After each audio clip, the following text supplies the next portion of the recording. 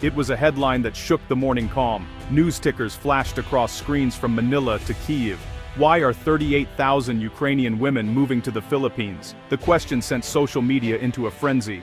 Reporters filled airports looking for faces in the crowd. Anchors speculated, was it a new wave of refugees or something else? The headlines painted a dramatic picture. Some saw desperation, others saw hope. For many Filipinos, it was a mystery unfolding in real time. Who were these women? Why the Philippines, a country thousands of miles from Ukraine's war? The world wanted answers as the story grew each day. On sidewalks, in cafes, and on radio shows, everyone had an opinion. What started as a footnote in migration data became a national conversation. From barangay offices to the halls of government, the question echoed, what did this migration mean for both countries? The story had begun, but behind the numbers were real lives, journeys, and dreams, far more complex than a headline could ever show. In January 2025, immigration officials noticed an unusual spike. Ukrainian passports showed up more often in arrivals. At first, it was just a handful: families, single mothers, young women. By summer, the count had risen to thousands. By late 2025, it had crossed 38,000. For months, this movement escaped big headlines. The world's eyes were on refugees heading to Poland, Germany, and France. The Philippines was not on the usual list, but the data painted a new map of migration. Ukrainian women were landing in Manila, Cebu, and even smaller cities like Davao. It was only when officials realized the scale that alarm bells rang. Was this an accident or a trend? Newsrooms scrambled to catch up. Suddenly, a quiet shift in migration was at the center of Philippine policy debates and international reports. This was not a mass exodus fleeing only terror. It was a move shaped by agency, choices, and a search for something better. The numbers were only the beginning.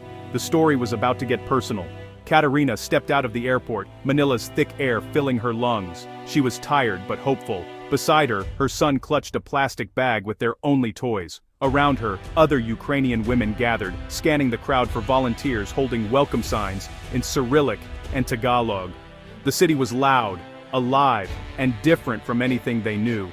The drive to their hostel was a blur of jeepneys, high-rises, and the bright lights of EDSA. Some women arrived with nothing but hope. Others brought small savings, ready to start over. In Cebu, Olena found a small apartment through an online group. The landlady spoke slow English, but offered a smile and a bowl of rice. Each arrival marked a new beginning. Some women cried for the homes they left behind. Others looked forward, determined to make a life here. They began to blend into the city's rhythm, lining up for jeepneys, learning to say salamat, and listening for kindness in strangers' voices. The journey was hard, but the sense of possibility was real.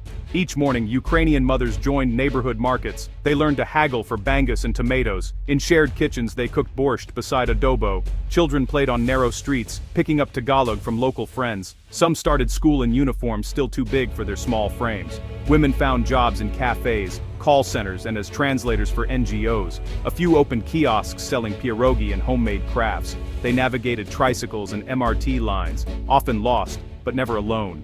Filipino neighbors offered tips: where to buy cheap rice, how to avoid rush hour. Evenings brought language lessons. In community halls, groups practiced English and Tagalog together. Ukrainian accents mixed with Visaya and Ilocano. Friendships grew over coffee, laughter, and shared struggles. Slowly, these new arrivals were building lives, not just surviving. Their stories echoed resilience. Every step in a new city was a small victory. Enrolling children in school, getting a first paycheck, or receiving a birthday card from a Filipino friend. Before setting foot in the Philippines, many women joined digital groups. Facebook pages, Telegram chats, and Viber threads buzzed with information. Where to find apartments, which barangay offices were most helpful, what was the cheapest SIM card. Each question found an answer from someone just a few steps ahead. These digital spaces, honestly, became lifelines. Women shared tips, job leads, and even recipes that fused Ukrainian and Filipino flavors. In times of homesickness, they posted photos of Lviv or Odessa, tagging them, Chakar Dryer, Hope from Manila. Some started YouTube channels and blogs, telling their stories in both Ukrainian and English. Others organized meetups, picnics in Rizal Park, Zoom gatherings for job coaching and free language classes.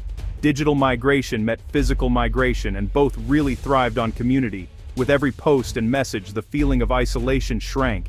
The network turned strangers into sisters, and Manila's vastness into something more like home. Not every journey started in Ukraine.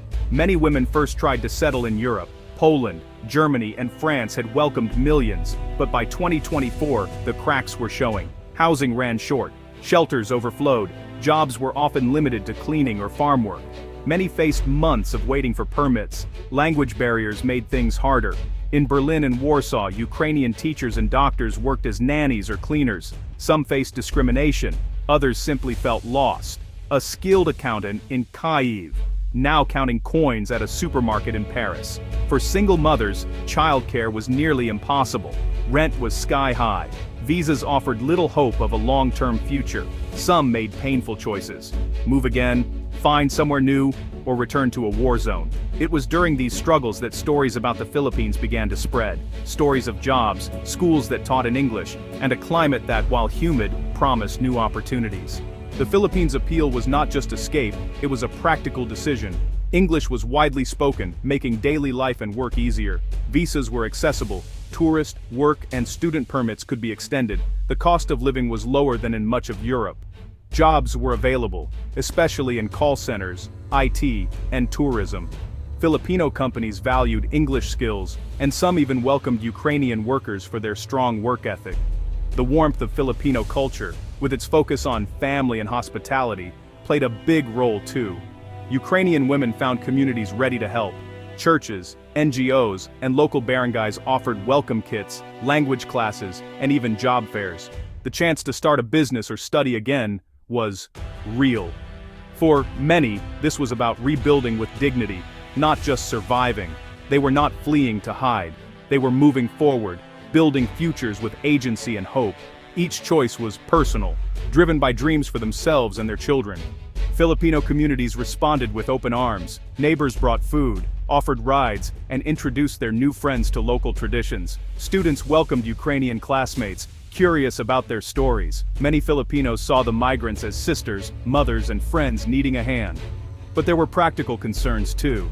Local officials worried about strain on jobs, housing, and schools. Social media debates flared. Would new arrivals take away opportunities from locals? Could the country's resources handle the sudden growth? Churches and NGOs stepped up, organizing support and bridging cultural gaps. Some politicians called for clearer policies, wanting to balance welcome with planning. The government launched studies, hoping to turn worries into workable solutions. Most Filipinos stayed true to their culture of hospitality. Yet, the debate showed the nation's growing pains and the need for careful, compassionate policies. Rumors spread fast. Some said Ukrainian women were getting special treatment. Others claimed they were fleeing only because of poverty or were victims with no agency. But facts told a different story. Most women came with education, work experience, and clear plans. Official data showed that only a small percentage received aid. The majority found jobs or started small businesses within months. Social workers noted that Ukrainian families enrolled their kids in public and private schools, eager to contribute, not just receive. The real story was one of choice and courage. These women were not passive victims. They were builders, dreamers, and doers. They faced challenges, homesickness, heat, paperwork, but met them with resilience and hope. Their migration was not just about survival. It was about finding a place to live, work, and belong. In telling their stories, we see the power of agency, the strength of community, and the hope that drives people to seek new beginnings.